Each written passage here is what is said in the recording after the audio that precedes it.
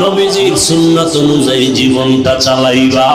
তওবা করার মতো যদি অন্তর তৈরি হয়, মুনাফিকি যদি না থাকে, খাঁটি তওবার নিয়তে দুটো হাত আমার আল্লাহকে দেখায় দাও।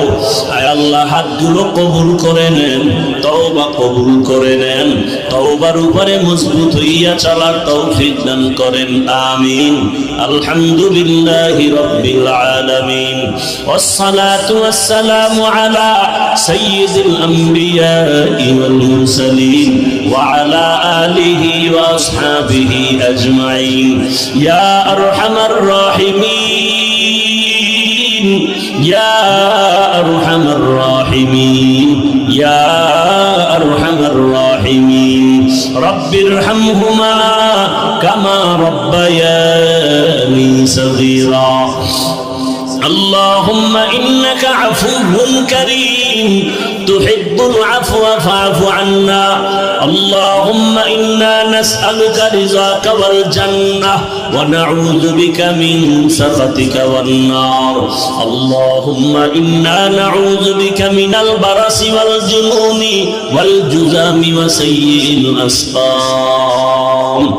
اللهم ارحمني بترك المعاصي.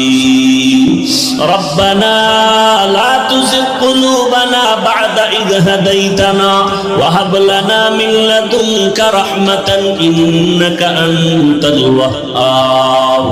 فسهل يا إلهي كل صعب بحرمة سيد الأبرار. سهل بفضلك يا عزيز.